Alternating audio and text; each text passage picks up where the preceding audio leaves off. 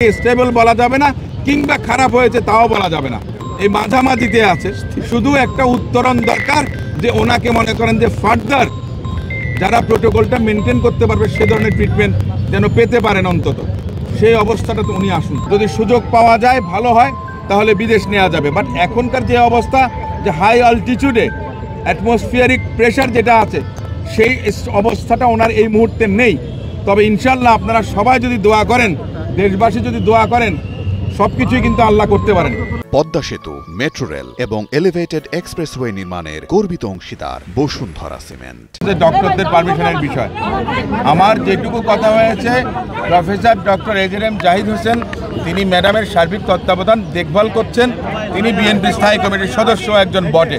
ম্যাডামের কন্ডিশন আগের থেকে হয়তো কিছুটা স্লাইট হয়তো ভালো, কিন্তু ম্যাডামকে যদি কন্ডিশন এমন হতো যে বিদেশ নেওয়ার মতো যদি অবস্থা থাকতো, তাহলে হয়তো বা সিঙ্গাপুর নিয়ে যেতেন, অন্য দূরের কোথাও না, ইউরোপ বা এরকম কোনো কিছু না, কারণ সিঙ্গাপুর কম্পারেটিভলি একটু কম লাগবে, অন্যান্য দেশে আর একটু বেশি লাগবে।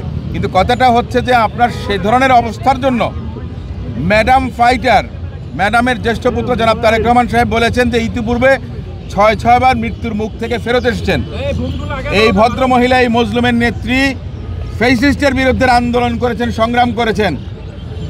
তিনি দেশবাসীর কাছে ডক্টর জাহিদ দোয়া চেয়েছেন ম্যাডামের জন্য, যে গণতন্ত্র এদেশে প্রতিষ্ঠিত হয়েছে সেটা যেন তিনি দেখে যেতে পারেন। এবং এটা আমরা কামনা করি যে সমগ্র বাংলাদেশের প্রতিটি মসজিদে, মন্দিরে, গির্জায় বেগম খালেদা জিয়ার জন্যে দোয়া চাওয়া হয়েছে। আমি এখানে আসার আগেও আজকেও একটা এতিমখানায় 200 বাচ্চাকে খাইয়ে এসেছি।